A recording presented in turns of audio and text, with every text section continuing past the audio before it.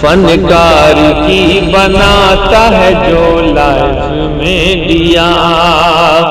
فنکار کی بناتا ہے جو لائف میں دیا، فنکار کی بناتا ہے جو لائف میں دیا، عمران بھائی کا ہے وہ بس کیف میں دیا، عمران بھائی کا ہے وہ بس جی کیف میں دیا، کیف میں دیا۔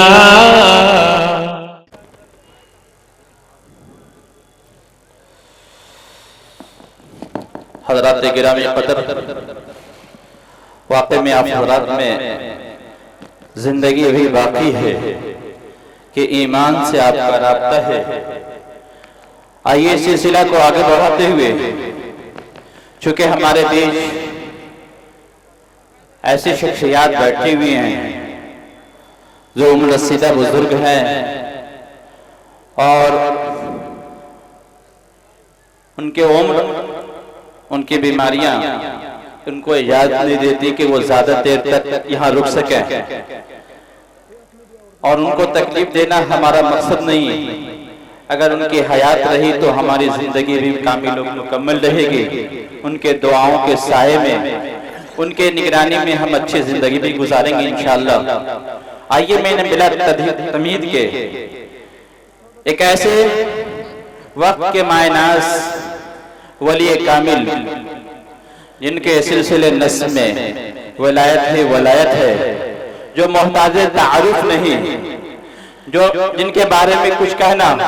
میں اپنی کم علمی کم ظرفی سمجھتا ہوں۔ بس اس شعر کے ساتھ، پی کے جامع عشق احمد کتنے نامی ہو گئے، پی کے جامع عشق احمد کتنے نامی ہو گئے، کوئی صادق کوئی راضی کوئی جامی ہو گئے، کوئی صادق کوئی راضی کوئی جامی ہو گئے۔ اور آگے کسی شاعر نے کہا ہے، نہ پوچھ ان فرقہ پوش کی ارادت ہو تو دیکھ ان کو، نہ پوچھ ان فرقہ پوش کی ارادت ہو تو دیکھ ان کو، ید بیضا لیے بیٹھے ہیں اپنے آستینوں میں۔ ان سے میری مراد نمولہ سلف حضرت مولانا سعد اللہ صاحب صدیقی دامت برکاتہم، محترم مدرسہ رحمانیہ سپول بیرول دربھنگہ ہے۔ میں حضرت والا سے بڑے ادب و احترام کے ساتھ گزارش و التماس کرتا ہوں کہ اپنے مواعظ حسنہ سے سامعین کو مستفیض فرمائیں۔ الحمدللہ کفا وسلام علی عبادہ الذین اصطفیٰ، اما بعد۔ اعوذ باللہ من الشیطان الرجیم، بسم اللہ الرحمن الرحیم۔ نحن نزلنا الذکر وإنا له لحافظون۔ وقال النبی صلی اللہ علیہ وسلم، خیرکم من تعلم القرآن وعلمہ، او کما قال النبی صلی اللہ علیہ وسلم۔ السلام علیکم۔ میرے بزرگوں اور دوستوں، اللہ کا شکر اور احسان ہے کہ اللہ تعالیٰ نے ہم کو اور آپ کو مسلمان بنایا اور لا الہ الا اللہ محمد رسول اللہ پڑھنے اور دل سے یقین کرنے کی توفیق عطا فرمائی۔ یہ دستار بندی کا جلسہ ہے، یعنی ہمارے حافظوں نے قرآن پاک کو، چند بچوں نے قرآن پاک کو اپنے سینے میں محفوظ کر لیا۔ ان کی حفظ مکمل ہونے کے اوپر ان کو یہ دستار دی جاتی ہے، گویا یہ اس بات کی شہادت ہے کہ ان طالب علموں نے محنت کر کے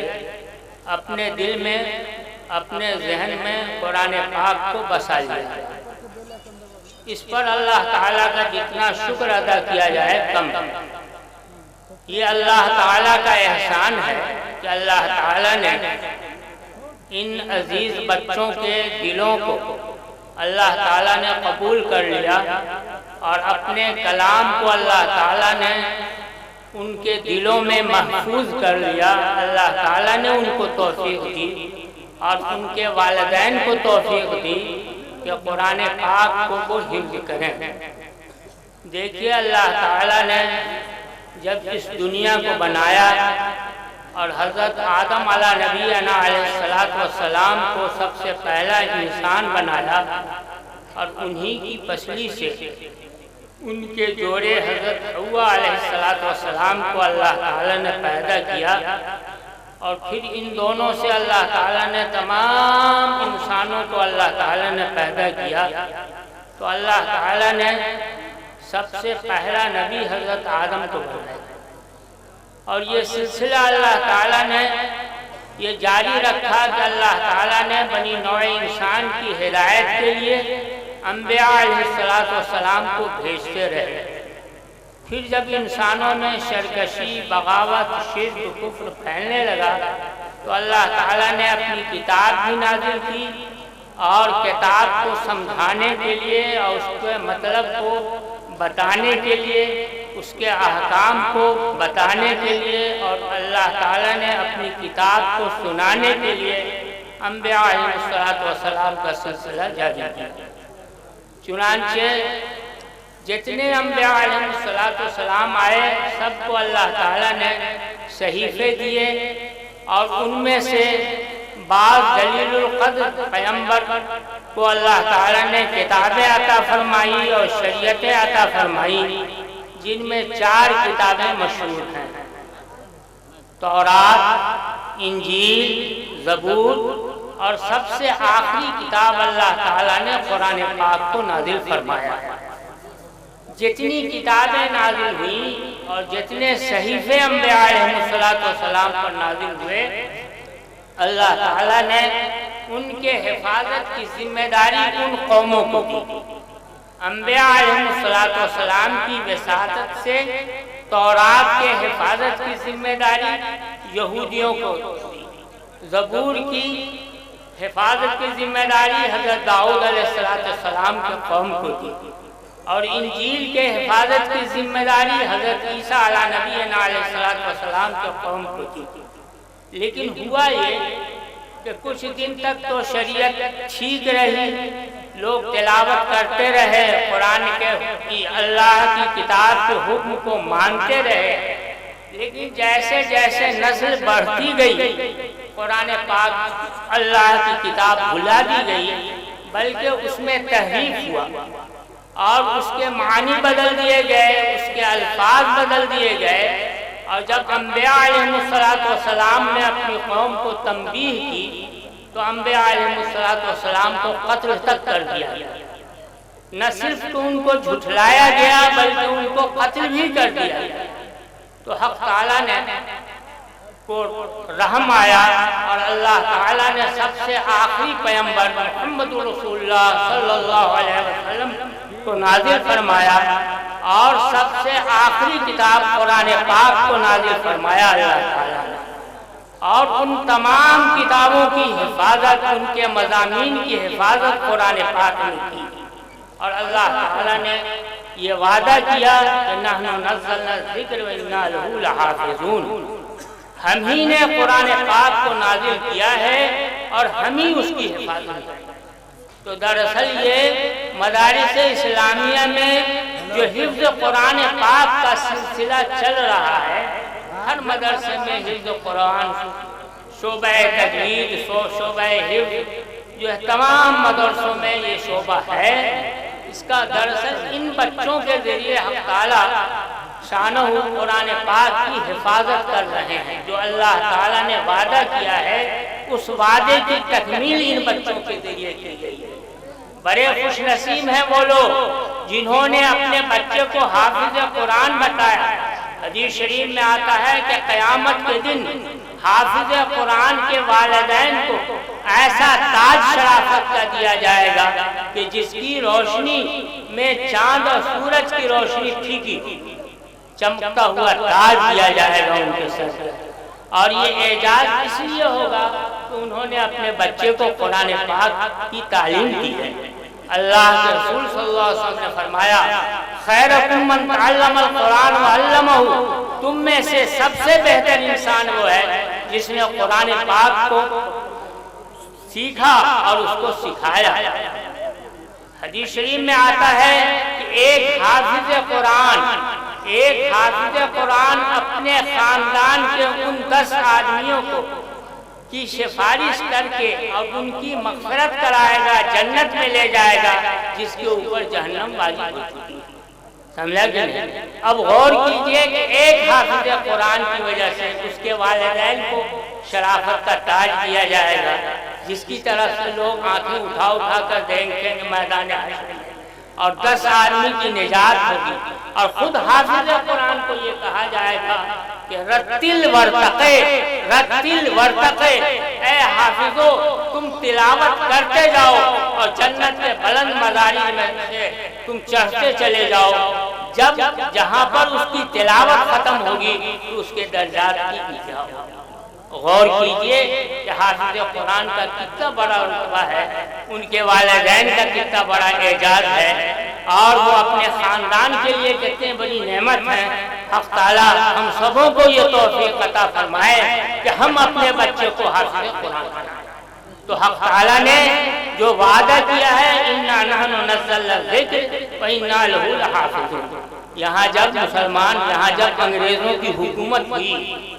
یہاں جب انگریزوں کی حکومت مستحکم ہو گئی اور انگریز یہاں کے مالک بن گئے، تو ان لوگوں نے ایک سازش یہ کی پادریوں نے کہ قرآن پاک کے جتنے نسخے ہیں ان کو بورے میں اور بکسے میں بند کر کے سمندر میں ڈبا دیا۔ نہ قرآن پاک رہے گا، نہ یہ امت رہے گی، نہ یہ مسلمان رہیں گے کہ ہم سے مقابلہ کریں گے، کیونکہ حکومت تو انہوں نے مسلمان سے لی تھی، اس لیے ان کو خطرہ بھی مسلمان ہی سے تھا۔ ابلیس کو سب سے زیادہ خطرہ قرآن پاک سے ہے اور قرآن کے ماننے والوں سے ہے۔ چنانچہ انہوں نے اس سلسلے میں ایک اسکیم بنایا اور عام پارا اور قاعدہ بغدادی لے کر کے قرآن پاک کے جتنے تھے اس کو وہ جمع کرتے تھے اور خریدتے تھے، زیادہ قیمتوں میں وہ خریدتے تھے، اور خرید کر کے وہ سب کو بکسا میں بند کر کے اور سمندر میں دریا گل کرتے تھے، اور وعدہ یہ کرتے تھے کہ حکومت برطانیہ نے یہ طے کیا ہے کہ بیروت میں جو آف سیٹ سے قرآن پاک چھاپی جائے گی وہ ہر مسلمان کے گھر میں پہنچایا جائے گا، اس لیے آپ کے پاس جو قرآن پاک کے نسخے ہیں دے دیجیے، اور اچھی قیمت میں دیتے تھے۔ چنانچہ یہ سلسلہ چلتے چلتے ایک انگریز، ایک پادری آیا بنارس کے ایک جامع مسجد میں حافظ صاحب جو ہے بچوں کو قرآن پاک کا درس دیتے تھے۔ وہ حافظ صاحب سے ملا، قاری صاحب سے، اور کہا کہ ہم اس مقصد سے آئے ہیں کہ حکومت برطانیہ نے یہ طے کیا ہے کہ بیروت سے چھپی ہوئی قرآن پاک ہر مسلمان کو دی جائے گی، اس لیے قرآن پاک کے جو پرانے نسخے ہیں وہ سب ہم کو دیجئے، ہم اس کے عوض میں آپ کو کچھ دنوں کے بعد۔ حافظ صاحب نے کہا کہ ٹھیک ہے، آپ بیٹھیے، آپ ہمارے مہمان ہیں، اللہ کے رسول صلی اللہ علیہ وسلم نے ہمیں اجازت دی ہے، حکم دیا ہے تم مہمان کی تعظیم کرو، عزت کرو، اگرچہ وہ مہمان کافر ہی ہو، تمہارا دین کا ماننے والا نہیں ہو، اس لیے آپ آئے ہیں، سمجھا کہ نہیں، چائے پائے پیجئے، اطمینان سے بات ہوگی۔ چنانچہ ان کی خدمت کیا، چاہتا ہے پان بسکٹ جو کچھ اس زمانے میں ہو سکتا تھا انہوں نے کیا، اور اس کے بعد کہا کہ اے یاسین، ایک لڑکے کو بلایا، یاسین لڑکا آیا، کہا کہ بابو تم سورہ اخلاص پڑھو، تو اس نے سورہ اخلاص پڑھ دیا۔ پھر دوسرے کو لڑکا مزمل آیا، سمجھا کہ نہیں، بابو تم جو ہے سورہ فاتحہ پڑھ دو، تو اس نے سورہ فاتحہ پڑھ دیا۔ اس طرح سے 11-12 طلبہ کو بلایا، کسی سے سورہ رحمان سنا، کسی سے سورہ فاتحہ سنا، کسی سے سورہ یاسین سنا، کسی سے سورہ مزمل سنا، کسی سے سورہ واقعہ سنا، اب وہ انگریز دیکھتا رہا، اور اس کے بعد حافظ صاحب نے کہا کہ دیکھیے آپ ساری دنیا کے سارے ہندوستان کے تمام قرآن پاک کو آپ ختم کر دیجئے گا، سمجھا کہ نہیں، لیکن بتائیے کہ ان بچوں کے سینے سے آپ قرآن پاک ختم کر سکتے ہیں؟ یہ ہماری نسل قیامت تک قرآن پاک کو یاد کرتی رہے گی۔ اور قرآن پاک کی اللہ تعالیٰ نے یہ وعدہ کیا ہے کہ نحن نزلنا الذکر وإنا لہ لحافظون، ہم ہی جو ہے قرآن پاک کو نازل کرنے والے ہیں، ہم ہی اس کی حفاظت۔ سمجھا کہ اب وہ جو ہے تب اس نے جا کر کے رپورٹ دیا حکومت کو کہ ساتھ اس اسکیم میں حکومت کامیاب نہیں ہوگی، قرآن پاک کو ہم لوگ مٹا نہیں سکیں گے۔ خود اللہ تعالیٰ نبی اکرم صلی اللہ علیہ وسلم جب قرآن پاک نازل ہوتا تھا تو آپ جلدی جلدی قرآن پاک کی تلاوت کرتے تھے تاکہ کوئی حرف، کوئی حرکت، کوئی جو ہے لہجہ چھوٹنے نہ پائے۔ تو اللہ تعالیٰ نے اپنے رسول صلی اللہ علیہ وسلم کو تسلی دی اور فرمایا لا تحرک لسانک لتعجل بہ ان علینا جمعہ وقرآنہ فاذا قرأناہ فاتبع قرآنہ۔ اے نبی اکرم صلی اللہ علیہ وسلم، آپ جلدی جلدی قرآن مت پڑھیے، آپ جلدی جلدی قرآن نہ پڑھیں، لا تعجل لسانک لا تحرک لسانک، آپ اپنی زبان کو حرکت نہ دیجیے تاکہ آپ جلدی سے قرآن پاک کو یاد کریں۔ بے شک قرآن پاک کا آپ کے سینے میں جمع کر دینا یہ میری ذمہ داری ہے، اور قرآن پاک کا پڑھانا اور پھر اس کے مطالب کا، اس کے احکام کا سمجھانا یہ میری ذمہ داری ہے۔ جب ہمارے فرشتے پڑھ لیں تو آپ ان کے بعد قرآن پاک کی تلاوت کیجیے۔ میرے دوستوں اور بزرگوں، یہ نہایت ہی